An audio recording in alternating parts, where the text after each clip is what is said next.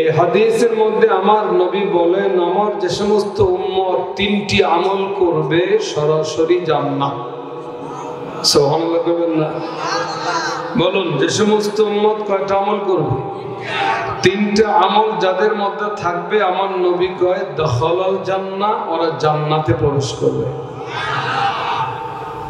আমল তিনটি এমন যা ধনীও করতে পারবে, গরিবেরাও করতে পারবে।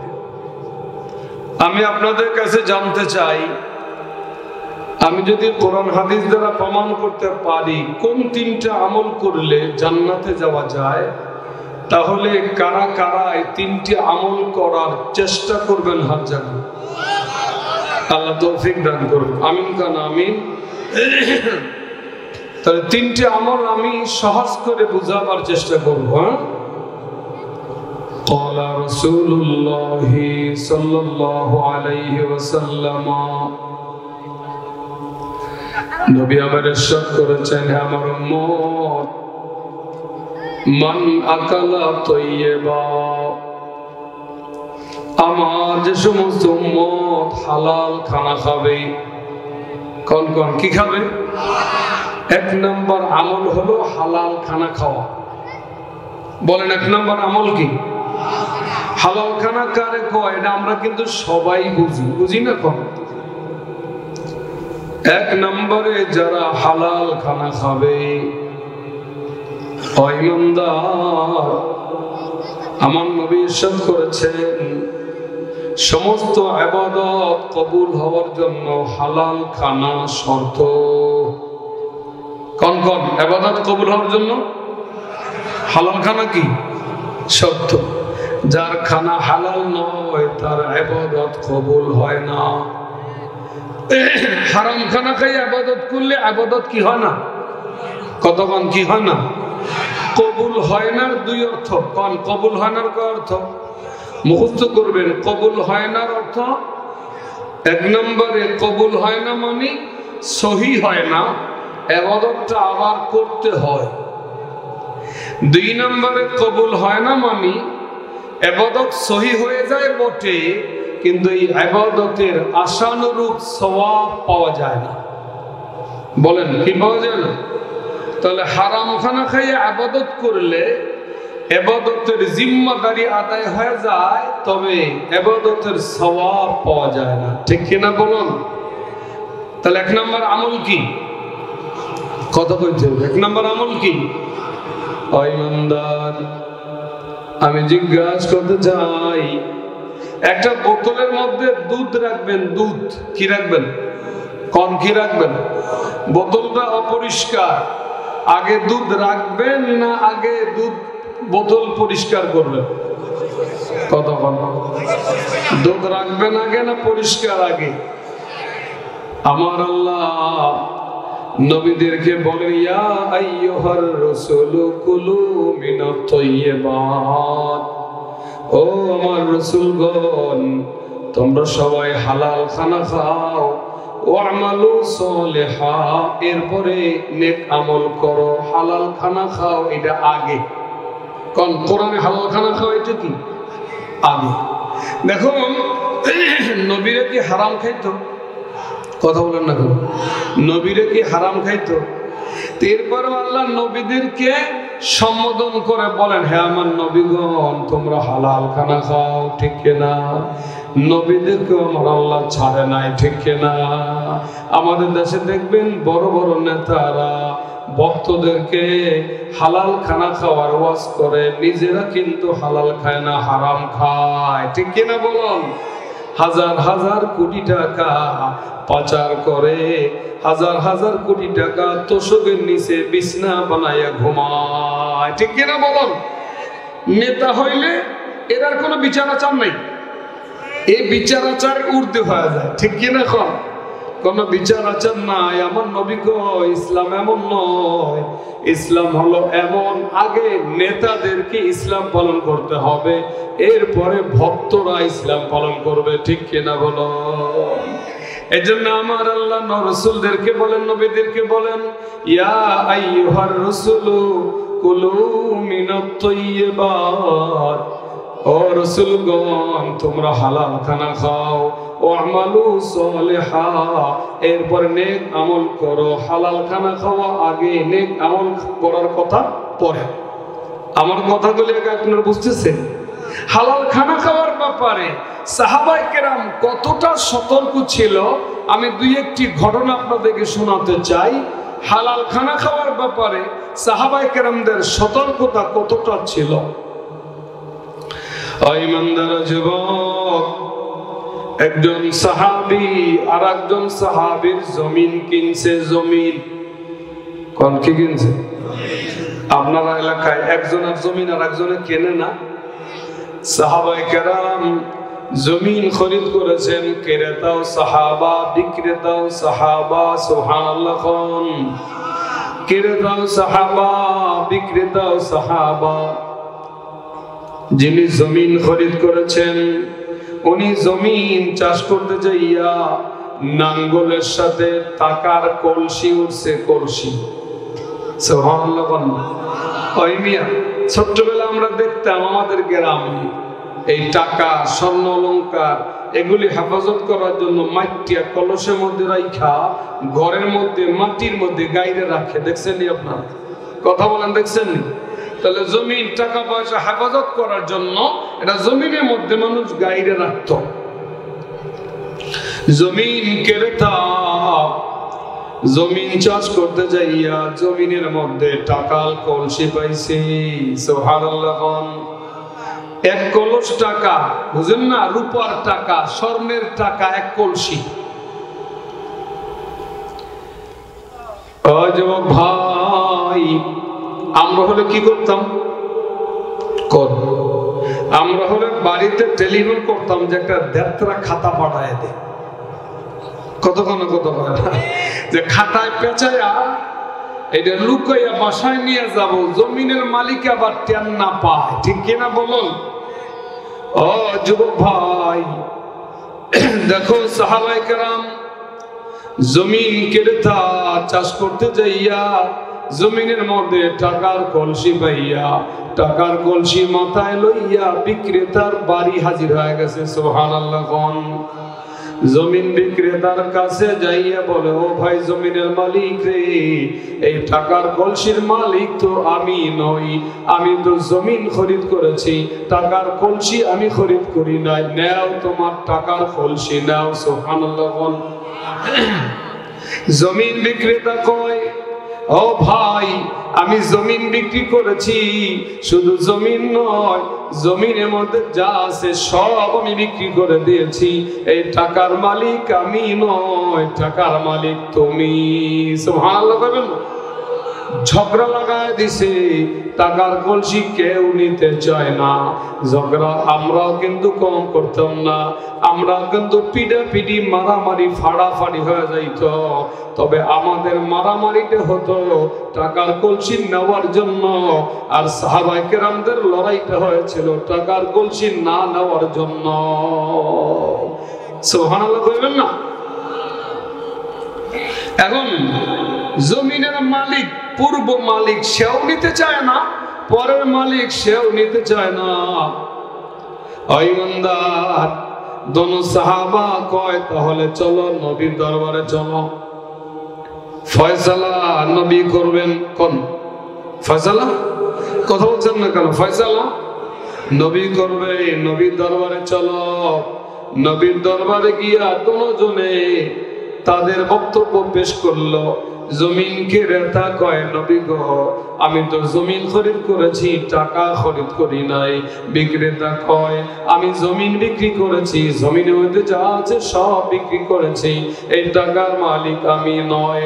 নবী আমার আল্লাহর প্রশংসা করলেন, সাহাবায়ে কেরামদের হালাল খানার আগ্রহ দেখা প্রশংসা করলেন এবং বললেন, ওই জমিন ক্রেতা তোমার সন্তান কি? বলে আমার একটা ছেলে। তোমার সন্তান কি? বলে আমার একটা মেয়ে। নবী দেখে বয়সের সাথেও মিলে। আমার নবী কয়, তোমার ছেলে আর তোমার মেয়ের মধ্যে বিবাহ পড়া দাও, ওই বিবাহের অনুষ্ঠানে টাকা আর কলসি খরচ করিও। সুবহানাল্লাহ। এরা হলো সাহাবায়ে কেরাম। কথা বলেন না কেন? এরা হলো সাহাবায়ে কেরাম। এখন সাহাবায়ে কেরাম সত্যের মাপকাঠি কি মাপকাঠি না, এটা লইয়া আমাদের মাঝে ঝগড়া আছে, ঠিক কিনা বলুন না? ইমানদার যুবক, যেখানে গোটা পৃথিবী একদিক আর আমার নবী একা একদিক, সেই সময়ে যারা নবীর সঙ্গ দিয়েছিলেন ওনাদের ব্যাপারে মন্তব্য করার সৎসাহস পৃথিবীর কাহারও হতেই পারে না, ঠিক কিনা বলুন? মুহতারাম দোস্ত আমার, ওলামায়ে কেরাম আছেন, অল্প দিয়ে একটি কথা এখানে বলতে চাই। সাহাবায়ে কেরাম সত্যের মাপকাঠি কিনা এ ব্যাপারে আমি 2-1 মিনিট কথা বলতে চাই। আমাদের অনেক বন্ধুরা বলতে চায় যে নবী তো সত্যের মাপকাঠি, আবার সাহাবায়ে কেরামদের সত্যের মাপকাঠি মানা লাগবে কেন? আমার কথা বুঝেন না আপনারা? এটা একটা প্রশ্ন ওনাদের, যারা সাহাবায়ে কেরামদেরকে সত্যের মাপকাঠি মানতে চায় না, ওনাদের প্রশ্ন যে সত্যের মাপকাঠি তো নবী আছে, আবার সাহাবায়ে কেরামদেরকে মাপকাঠি লাগবে কেন? 2টা মাপকাঠি লাগবে কেন? এটা ওনাদের প্রশ্ন। আমরা বলি হ্যাঁ, মাপকাঠি 2টাই লাগবে, একটা মাপকাঠি দ্বারা হবে না। বুঝেন আমার কথা? একটা মাপকাঠি দ্বারা হবে না কেন? আমি জিজ্ঞাসা করতে চাই, নবীগণ কি গুনাহ করেন? নবীদের কোনো গুনাহ আছে? বলেন, নবীদের কোনো গুনাহ আছে? উম্মত গুনাহ করে কি করে না? উম্মতের গুনাহ আছে কি আছে না? তাহলে গুনাহ করা অবস্থায় উম্মতের একটা মাপকাঠি লাগবে কি লাগবে না? এই কথা বলছেন না কেন? যদি সাহাবায়ে কেরামদেরকে সত্যের মাপকাঠি মানা না হয়, তাহলে উম্মত যখন গুনাহ করে তখন তো উম্মত মাপকাঠি হারা হয়ে যায়, ঠিক কিনা বলুন? এজন্য সাহাবায়ে কেরামের টুকটাক অপরাধ হয়েছিল, এখানেও তারা সত্যের মাপকাঠি। বলে কেমনে সত্যের মাপকাঠি? গুনাহ হয়ে গেলে কিভাবে তওবা করতে হয় এটাও সাহাবায়ে কেরাম থেকে শিখতে হয়, ঠিক কিনা বলুন? ইমানদার যুবক, পৃথিবীর সমস্ত ওলি আল্লাহদেরকে যদি এক পালায় রাখা হয় আর একজন সাহাবাকে যদি এক পালায় রাখা হয়, একজন সাহাবার সমান হতেই পারে না, ঠিক কিনা বলুন? বুঝেন আমার কথা? হ্যাঁ, আব্দুল কাদের জিলানী বলুন, খাজা মাইনুদ্দিন চিশতি বলুন, জুনায়েদ বাগদাদি বলুন, ইমামে আবু হানিফা বলুন, ইমামে শাফিঈ বলুন, ইমামে আহমদ ইবনে হাম্বল বলুন, ইমামে মালিক বলুন, পৃথিবীর সমস্ত ওলি আল্লাহদেরকে যদি এক পালায় রাখা হয় আর আমার নবীর একজন আদনা সাহাবাকে এক পালায় রাখা হলে একজন সাহাবীর দাম বেশি। সুবহানাল্লাহ। আল্লাহ सद हजारा बू हनीफा हम जुनैद खाके पैरे बू हुरैरा ना वसीद सद हजारा शिवलियो सद हा जुनैद खाके पैरे बू हुरैरा ना वसीद। ও ইমানদার, কবি বলেন শত শত জুনায়েদ বাগদাদি, শত শত ইমামে আবু হানিফা, শত শত আব্দুল কাদের জিলানী, শত শত খাজা মুঈনুদ্দিন চিশতি রহমাতুল্লাহ আলাইহি যদি এক পালায় রাখা হয় আর আমার আল্লাহর নবীর একজন সাহাবাকে যদি এক পালায় রাখা হয়, একজন সাহাবার পাল্লাটা ভারী হয়ে যাবে। সুবহানাল্লাহ। আল্লাহ বলে বিষয়টা একটু অনেক বড় মনে হচ্ছে আপনাদের কাছে, যে এত মানুষের চাইতে একজন মানুষের দাম কেমনে বেশি হয়। আমি একটা উদাহরণ দিলে বুঝবেন ইমানদার। বলে বিজ্ঞপ্তি আসছে, পুলিশে চাকরি হবে, লোক নেবে পুলিশে, যোগ্যতা লাগবে MA পাস। কি পাস? কথা বলেন, কি পাস? এক ভাইয়ের ছেলে আছে 5টা, সবাই BA পাস। সবাই কি 5টা BA পাসের সার্টিফিকেট আছে। এখন বাবাই যদি মনে করে একটা MA পাস সার্টিফিকেট চাইছে, আমি আমার 5 ছেলের 5টা BA পাস সার্টিফিকেট দিয়ে দেব, চাকরি হবে নি? কত কথা হবে? হ্যাঁ, 1 কোটি BA পাস সার্টিফিকেট যদি এক পালায় রাখা হয়, একটা MA পাস সার্টিফিকেটের মান হয় না, ঠিক কিনা বলুন? ও ইমানদার যুবক, সাহাবায়ে কেরাম হাফেজ পাস, মাওলানা পাস, মুফতি পাস, মুহাদ্দিস পাস, কুতুব পাস, ওলি আল্লাহ পাস, গাউস পাস, সমস্ত ইমাম পাস, সব পাস কইরা সাহাবায়ে কেরাম সবার উপরে ডিগ্রি, সবার উপরে পাস, সাহাবা পাস। কত তাহলে সাহাবা পাস এটা হলো সবার উপরের ডিগ্রি। কাজে নিচের কোটি কোটি ডিগ্রি এক পালা রাখলে উপরের ডিগ্রির সমান হয় না। পৃথিবীর সমস্ত ওলি আল্লাহদেরকে এক পালা রাখলে একজন সাহাবার সমান হয় না। ঠিক কিনা বলুন? এখন বলবেন সাহাবায়ে কেরামদেরকে মুফতি কয় না, মাওলানা কয় না, বক্তা কয় না, ওয়াইজ কয় না, বুলবুলে বাংলাদেশ বলে না, কণ্ঠশিল্পী বলে না, শুধু সাহাবা বলে। আমি জিজ্ঞাসা করতে চাই, একজন মানুষ যদি এমএ পাস করে, তো মানুষ যদি জিজ্ঞাসা করে ভাই আপনি কি পাস, তখন সে কি বলে? আমি matric, IA, BA, MA pass. এরকম কথা বলছেন না কেন? কি বলে? আমি মাস্টার্স পাস। ঠিক না? তো সে কি বিএ পাস করে নাই, আইএ পাস করে নাই? আইএ পাস আর বিএ পাস ছাড়া কি মাস্টার্স পাস করা যায়? কিন্তু বলার সময় সব পাস কয় না, উপরেরটা কম। কথা বলছেন না কেন? সব পাসের কথা বলে না, উপরেরটা বলে। সাহাবায়ে কেরাম সমস্ত ডিগ্রি পাস করে সবার উপরের ডিগ্রি সাহাবা পাস। এই জন্য সাহাবায়ে কেরামদেরকে ছোট্ট করে সাহাবা বলা হয়। ঠিক কিনা বলুন? এই জন্য সাহাবায়ে কেরামদের মান, সাহাবায়ে কেরামদের সমালোচনা কেউ করতে চাইলে ওটা আমরা মানতে রাজি নই। ঠিক কিনা বলুন? সাহাবায়ে কেরামদের ব্যাপারে আরেক কবি দুইটা কবিতা লিখছেন, বলবো? কথা বলেন না কেন? আগায়া হায় আইনে লড়াই মে আগার ওয়াক্তে নামাজ, आ गया है आईन लड़ाई में अगर वक्त नमाज, अरे किबला रो हो के जमी बूस हुए कौम हिजाज, एक ही सफ में खड़ा हो गया महमूद अयाज, अरे न कोई बंदा रहा और न कोई बंदा नवाज, अरे न कोई बंदा रहा और न कोई बंदा नवाज। সাহাবায়ে কেরাম এমন ছিলেন, যুদ্ধের ময়দানে তুমুল লড়াই চলছে, তখনও যদি নামাজের সময় এসে যাইত, যুদ্ধের ময়দানে কাতার বন্দী হইয়া আল্লাহর সামনে মাথা নত করে দিত। ঠিক কিনা বলেন? ইমানদার। এই জন্য লম্বা করে বলতে চাই না, সাহাবায়ে কেরামদের সমালোচনা এটা আমরা সহ্য করতে পারি না। ঠিক কিনা বলুন? এই জন্য সাহাবায়ে কেরাম সত্যের মাপকাঠি। বুঝো না কেন? সত্যের মাপকাঠি যদি সাহাবায়ে কেরামদেরকে না মানা হয়, উম্মত তো মাপকাঠি বিহীন থাকে। নবী যেহেতু গুনাহ করে না, উম্মত যেহেতু গুনাহ করে, তো গুনাহ করলে কিভাবে গুনাহ মাফ করাইতে হবে, তওবা কিভাবে করাইতে হবে, এটার জন্য একটা মাপকাঠি লাগবে কি লাগবে না? কথা বলেন না কেন?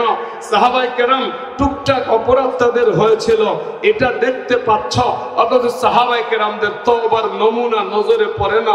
মাযে আসলামী রাদিয়াল্লাহু আনহু সাহাবা শয়তানের ওয়াসওয়াসায় পড়ে জিনা করে বসেছিল।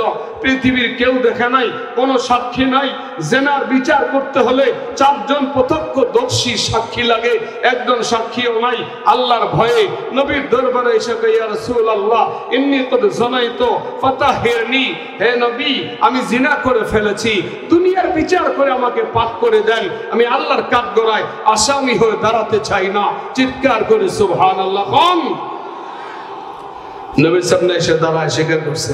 নবী আর একদিক ঘুরে গেছে, নবী আর একদিক ঘুরে গেছে, না তুই জিনা করস নাই, তুই এমনি একটু জড়ায় ধরছ।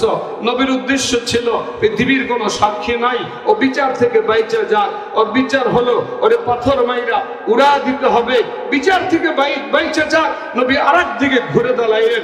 মাযে আসলামী আল্লাহর ভয়ে সামনের দিকে ঘুরা আবার না, ইয়া রাসূলুল্লাহ ইন্নী কদ যানাইতু ফাতাহিরনি, হে নবী আমি জিনা করেছি, আমাকে দুনিয়ার বিচার করে পাক করে দেন। নবী আর একদিক ঘুরে গেলেন, না তুই জিনা করস নাই, চলে যা। আবার সামনে গিয়ে বলেন, না হুজুর ইয়া রাসূলুল্লাহ ইন্নী কদ যানাইতু ফাতাহিরনি, আমি জিনা করেছি, আমাকে পাক করে দেন। নবী আরেকদিক ঘুরে গেলেন, বলেন না তুই জিনা করস নাই। নবী মাযে আসলামী রাদিয়াল্লাহু আনহু আবার নবীর সামনে চতুর্থবার ঘুরে গিয়া স্বীকার করলেন, ইয়া রাসূলুল্লাহ আমি জিনা করেছি, আমাকে বিচার করে দেন। চারবার স্বীকার করলো।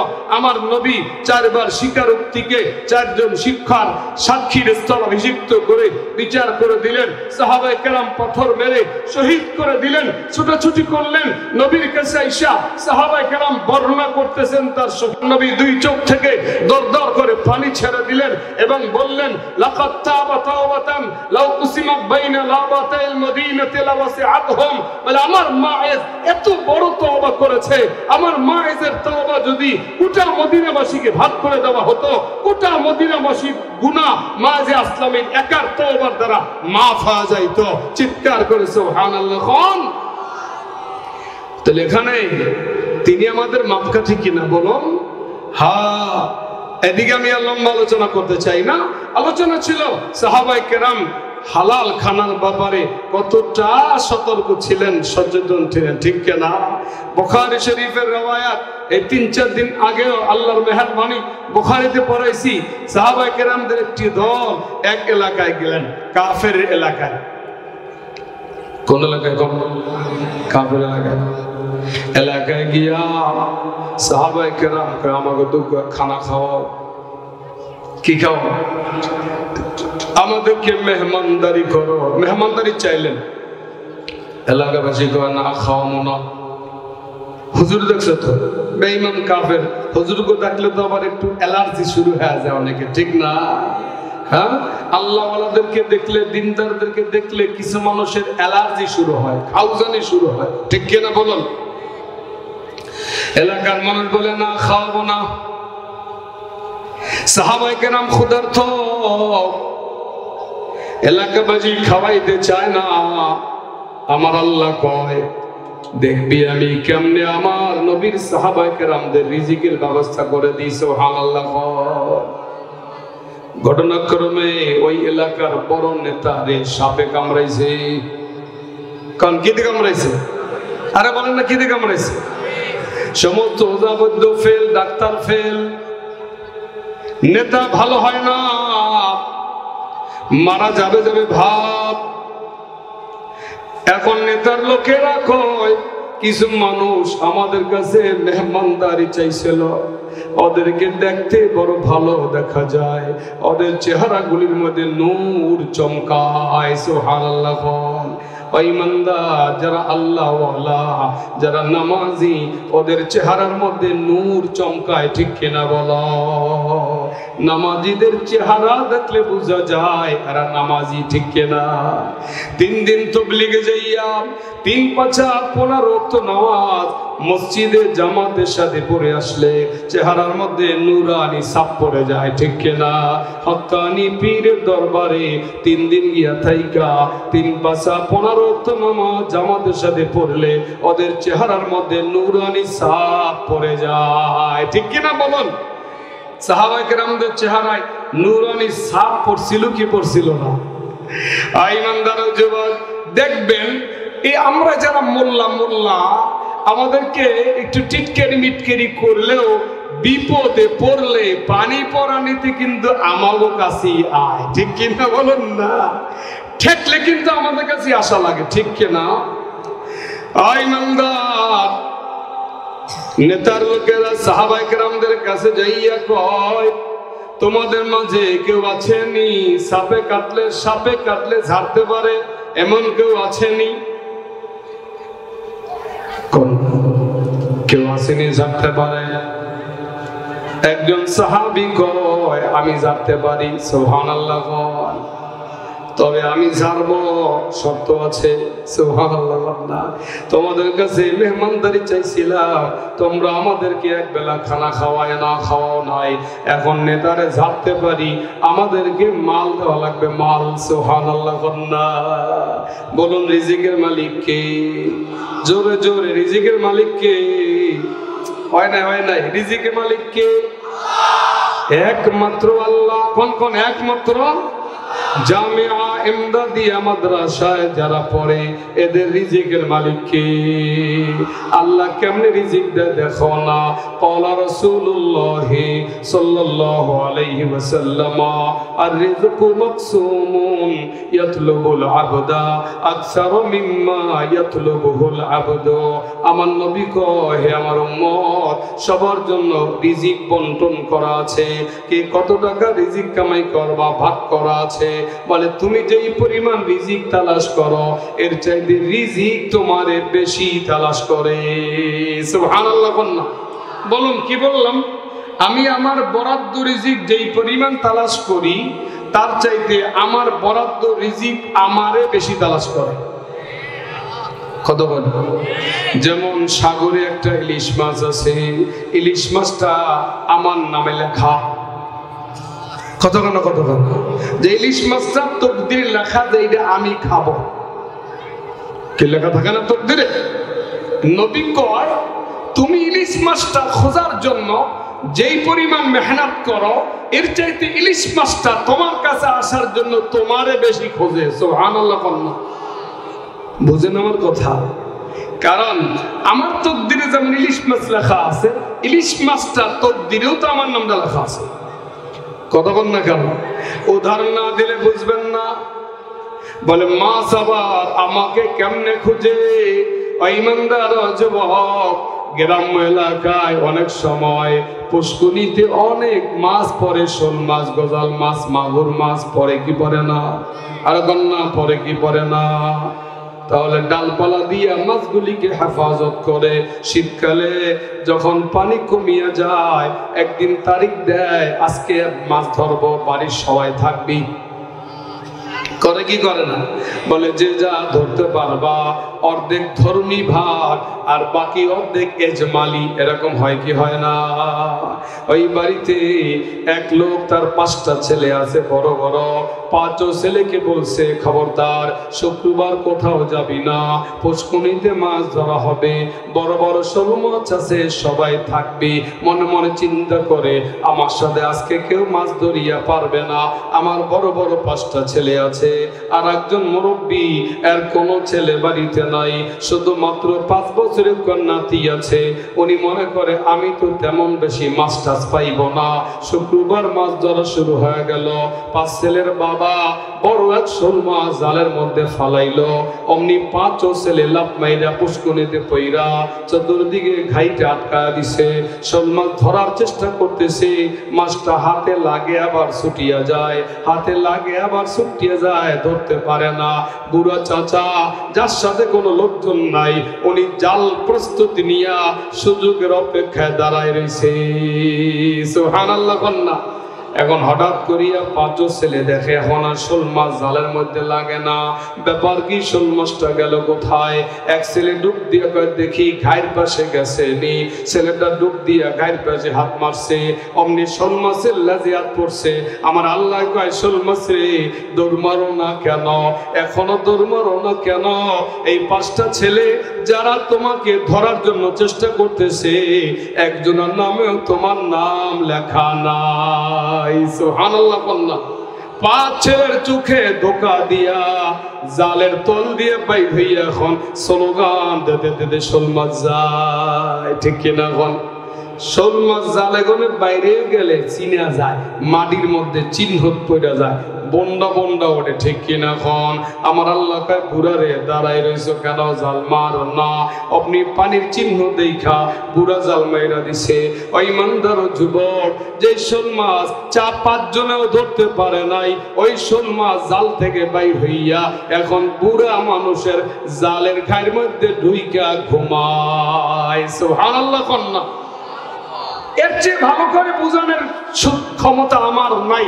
আমি আপনাদেরকে জিজ্ঞাসা করতে চাই, এই যে 5 জনের চোখে ধোকা দিয়া জাল থেকে বাইর হইয়া বুড়ো মানুষের জালে ঢুইকা উঠা গেল, বুঝা গেল ওই শোল মাছটা বুড়া মানুষের তকদিরে লেখা, এই জন্য 5 জনের চোখে ধোকা দিয়া জাল থেকে বাইর হইয়া বুড়ো মানুষের জালে ঢুইকা পড়ছে। সুবহানাল্লাহ। কম তাহলে রিজিকের মালিক কে? অনেক সময় ইমাম সাহেব ফজরের নামাজ পড়া বাইর হইয়া চার দোকানের কাছে যাইয়া পকেটে হাত মারছে দেয়ালে, আরে 10টা টাকাও নাই। 10টা টাকাও যদি থাকতো এক কাপ চা খাইতাম, একটা বিস্কুট খাইতাম। মনটা বড় খারাপ। ইমাম সাহেব রুমের মধ্যে আইসা মনটা বেজার, এক কাপ চাও খাইতে পারলাম না। হঠাৎ করিয়া মুসল্লি একজন দৌড়াইতে দৌড়াইতে আইছে, হুজুর আমার বিবি রাত্রিবেলা একটা স্বপ্ন দেখছে। আমার বিবি স্বপ্ন দেখে অজগর সাপে তাকে ধাওয়া করতেছে, সারতে পারতেছে না। অজগর সাপ লড়াইয়া আমার বিবিটারে ধ্বংস করছে। অমনি বিবি চিৎকার মেয়েরা সজাগ হয়ে গেছে, স্বপ্ন দেখছে। হুজুর ব্যাখ্যা কন। হুজুর একটা ভালো ব্যাখ্যা বলে দিল। কতক্ষণ হয় কি হয় না? অমনি ব্যাখ্যা, ভালো ব্যাখ্যা বলে দিল। অমনি মুসল্লি আর হুজুর নাস্তা খেয়ে যান। সুবহানাল্লাহ হয় না? সুবহানাল্লাহ কেন বুঝেন না? বুঝেন নাই? ইমাম সাহেবের সকালবেলা নাস্তা খাওয়ার টাকা পকেটে নাই। আল্লাহ মুসল্লির বিবির স্বপ্ন দেখাইয়া ভয় লাগাইয়া মুসল্লির স্বপ্নের ব্যাখ্যা জানতে পাঠাইয়া ইমাম সাহেবের সকালবেলা নাস্তার ব্যবস্থা করে দিছে। ঠিক কিনা বলুন? ইমানদার যুবক খবরদার, স্বপ্ন দেখা আলেম ছাড়া কারো কাছে বলতে হয় না। যত মারাত্মক স্বপ্ন দেখেন না কেন, স্বপ্নের দ্বারা কোনো ক্ষতি হয় না। আমি স্বপ্নে দেখলাম আমি একবারে নদীর মধ্যে পইরা মইরা ভাসে উঠছি, এই জন্যই কি আমি নদীতে পইরা মইরা ভেসে যাব? কথা বলেন না কেন? এই জন্য স্বপ্নের কথা বলতে হয় ওলামায়ে কেরামদের কাছে। কাদের কাছে বলুন না? আলেমদের কাছে বলতে হয়। আলেমদের কাছে স্বপ্ন দেখা বললে যত বড় ভয়ঙ্কর স্বপ্ন আপনি দেখুন না কেন, হুজুর একটা ব্যাখ্যা দিয়া ভালো একটা ব্যাখ্যা আপনাকে দেবে। ঠিক কিনা বলুন? খবরদার বিবির কাছেও বলবেন না। কত বিবির কাছেও বলবেন না। ভয়ঙ্কর কোন স্বপ্ন দেখলে বিবির কাছেও বলবেন না, কারণ বিবি ভয়ঙ্কর স্বপ্নের কথা শুই না, বিবি ভয় পাওয়া যাবে, বিবি স্বপ্নের কথা ছড়া দেবে, মানুষ উল্টা পাল্টা ব্যাখ্যা করবে। অনেক সময় স্বপ্নের যেমন ব্যাখ্যা করে তেমন ফল হয়। ঠিক কিনা বলুন? এই জন্য স্বপ্ন একমাত্র কাকে বলবেন? আলেমদের কাছে বলবেন। বলেন কার কাছে বলবেন? আলেম ছাড়া কাহারো কাছে স্বপ্নের কথা বলবেন না। ঠিক কিনা বলুন? কথা মতো জীবিত হয়ে যায়। সুবহানাল্লাহ কন্যা। ইমানদার আবু জাহাল হাতের মধ্যে পাথর লইয়া কয়, কি আমার নবীকে আমি কমু না, তোমার হাতে যে আছে হেই কইবে। আবু জাহাল কয় যে আজকে মুহাম্মাদের ধরা খায় যে, আজকে মোহাম্মদকে ধরা খাওয়াই দেব। কারণ আবু জাহাল তো বিজ্ঞানে বিশ্বাসী। ঠিক কিনা খন? আবু জাহাল তো বিজ্ঞানে বিশ্বাসী। ইমানদার যুবক, বিজ্ঞানে বিশ্বাসীরা কোনদিন আল্লাহর কুদরতকে বিশ্বাস করে না। ঠিক কিনা বলুন? ইমানদার যুবক, বিজ্ঞান দিয়া কুদরত বোঝা যায় না, কুদরত দিয়া বিজ্ঞান বুঝতে হয়। ঠিক কিনা বলুন? বিজ্ঞান যেখানে অচল, আল্লাহর কুদরত সেখানে সচল। কতক্ষণ বিজ্ঞান যেখানে অচল, আল্লাহর কুদরত সেখানে সচল। বিজ্ঞানকে যদি জিজ্ঞাসা করা হয়, বিজ্ঞান পাথর কথা বলতে পারেনি, বিজ্ঞান বলবে মাথা খারাপ হয়েছে নি। পাথর আবার কথা বলে কেমনে? আল্লাহর কুদরতকে যদি জিজ্ঞাসা করা হয়, হে আল্লাহর কুদরত, পাথর কথা বলতে পারেনি, আল্লাহর কুদরত বলবে আমার আল্লাহ চাইলে পারে। ঠিক কিনা বলুন? ইমানদার আবু জাহালের হাতের দিকে ইশারা করে আমার নবী বললেন, ওই আবু জাহালের হাতের মধ্যের বস্তু কি আছে আমি জানি না। আমি যদি সত্য নবী হই, তাড়াতাড়ি আমার নবুয়তির সাক্ষী দে। সুবহানাল্লাহ। বলতে হি কম করি লা ইলাহা বল উঠি, বলতে হি কম করি লা ইলাহা বল উঠি। এই কথা বলার সাথে সাথে আবু জাহালের হাতের মধ্য থেকে পাথরগুলি চিৎকার করে পড়ে উঠল, আশহাদু আল্লা ইলাহা ইল্লাল্লাহ ওয়া আশহাদু আন্না মুহাম্মাদান আবদুহু ওয়া রাসূলুহু। বুঝে থাকলে বলুন, ঈসা নবীর মুজিজার পাওয়ার বেশি না আমার নবীর মুজিজার পাওয়ার বেশি? সুলাইমান নবীর সিংহাসন বাতাসে সকালে 1 মাসের পথ, বিকালে 1 মাসের পথ চলতো, পেট্রোল, মোবিল, অকটেন, কেরোসিন কিছুই লাগতো না, ঠিক কিনা? সুলাইমান নবীর মুজিজার পাওয়ার, সুলাইমান নবীর সিংহাসন বাতাসে উড়তো। আমার আল্লাহ কয়, বলে সুলাইমান আর রিহা গুদুহা শাহরুন ওয়া রাওয়াহুহা শাহরুন, বলে সুলাইমান নবীর জন্য বাতাসে সুলাইমান নবীর সিংহাসনটা সকালে 1 মাসের পথ নিয়ে যাইত, বিকালে 1 মাসের পথ নিয়ে যাইত, পেট্রোল, মোবিল, তেল, কেরোসিন কিছুই লাগতো না। এটা সুলাইমান নবীর মুজিজা। আমার নবীর মুজিজার পাওয়ার দেখো, সুলাইমান নবীর মুজিজা। সুলাইমান নবীর সিংহাসন উড়তো বাতাসে, তবে আকাশের নিচে নিচে। সুবহানাল্লাহ কইবে না? সুলাইমান নবীর সিংহাসন উঠতো আকাশের নিচে নিচে, আর আমার নবীর সিংহাসন উঠছে ইনদা সিদরাতিল মুনতাহা, ইনদাহা জান্নাতুল মাওয়া। আমার নবীর সিংহাসন তেল, মোবিল, তেল ছাড়া সিদরাতুল মুনতাহা থেকে আমার আল্লাহর আরশ মহল্লায় চলে গেছে। মেরাজের রজনীতে জিবরাইল কয়, হে নবী গো, আমি আর যাইতে পারবো না।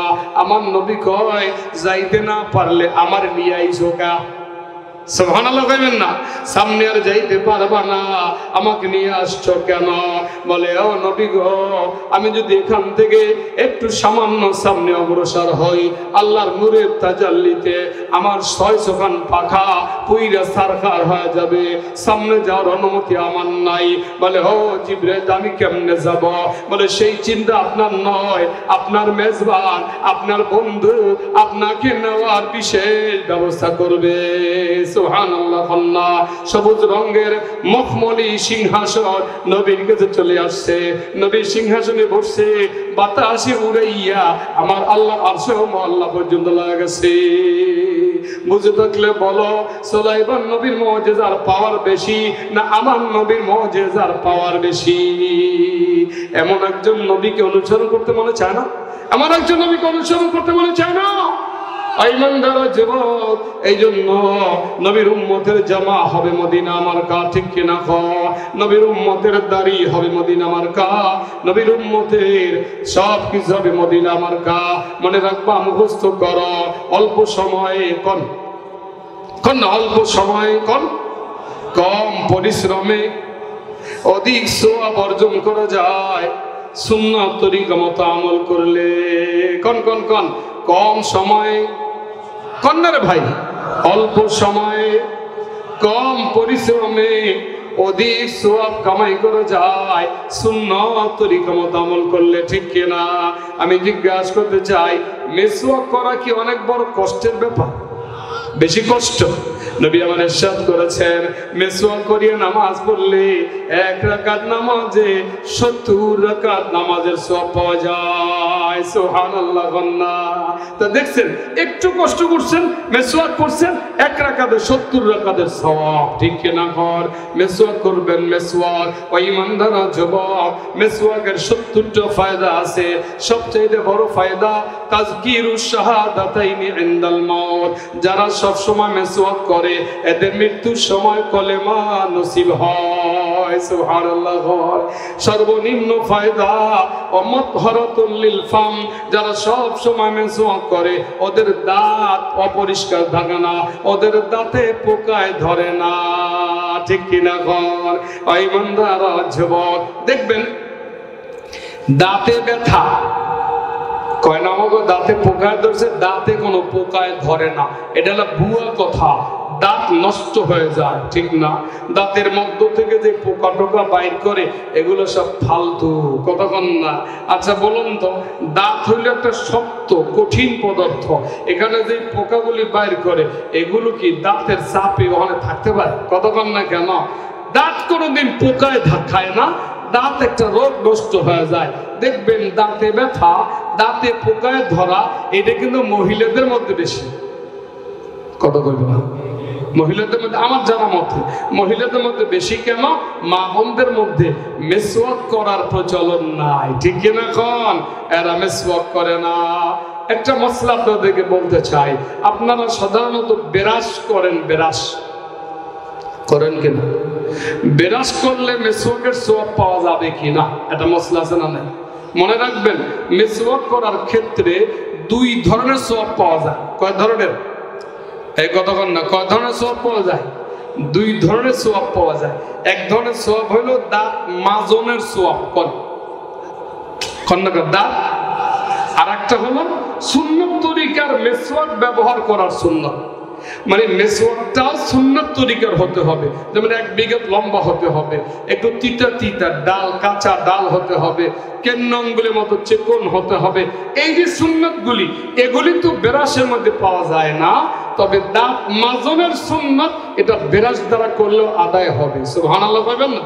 তৌকি উসমানী সাহেব দরসে তিরমিজির মধ্যে লিখছেন, তিরমিজি শরীফের সরার মধ্যে, যে আমাদের ভাইরা যারা বিরাজ করেন আপনারাও মিসওয়াক করার নিয়ত কইরা বিরাজ করবেন, নিয়ত না করলে সওয়াব পাওয়া যায় না। ঠিক কিনা বলুন? এই জন্য মিসওয়াক করবেন। যদি একান্ত মিসওয়াক করতে নাই পারেন তো বিরাজ করার সময়ও সুন্নতে নিয়ত করবেন, মাজুন্নে সওয়াব আপনি পাওয়া যাবেন। সুবহানাল্লাহ। বলে কেমনে পাবেন? বুঝলাম কেমনে। নবী আমার ইরশাদ করেছেন, হে আমার উম্মত, ওযু করার সময় যদি মিসওয়াক না থাকে তো আঙ্গুল দিয়া ভালো করে মাজবা। কি দিয়া? তো মিসওয়াক না থাকলে আঙ্গুল দিয়া মাজলে যদি মিসওয়াক করার সওয়াব পাওয়া যায়, তাহলে বেরাস দিয়া মাজলেও মাজনের সওয়াব পাওয়া যাবে। ঠিক কিনা বলুন? মুহতারাম দোস্ত, 2 নম্বর আমল ও আমিলা ফি সুন্নতিন, সমস্ত আমলগুলি সুন্নত তরিকা মতো করা জান্নাতে যাওয়ার 3 নম্বর আমল ও আমিনান নাসু বাওয়াইকাহ, আমার ওই সমস্ত উম্মতগুলি জান্নাতে যাবে যাদের কষ্ট থেকে মানুষ নিরাপদ থাকে। সুবহানাল্লাহ। কন্যা যারা মানুষদেরকে কষ্ট দেয় না, কি দেয় না? জবান দ্বারাও কষ্ট দেয় না, হাতের দ্বারাও কষ্ট দেয় না। ইমানদার যুবক, জবান দ্বারা কষ্ট দেওয়া যায় কি যায় না? কিতাবে পাওয়া যায় হাতের দ্বারা কষ্ট দিলে যেই পরিমাণ কষ্ট পায়, এর চাইতে জবান দ্বারা কষ্ট দিলে কষ্ট বেশি পায়। ঠিক কিনা? কতক্ষণ না কেন? মুখের কষ্টটা বড় কষ্ট। দেখবেন অনেক মানুষ এমন আছে, কথা এমন কয় পোড়াইতে পোড়াইতে যায়। কতক্ষণ না কেন? কথা দিয়ে এমন আঘাত করে।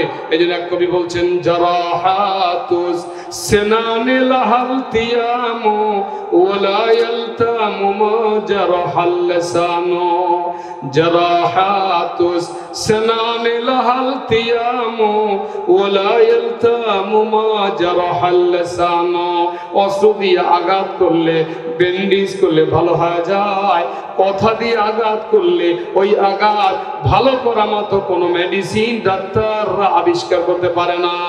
ঠিক কিনা বলুন?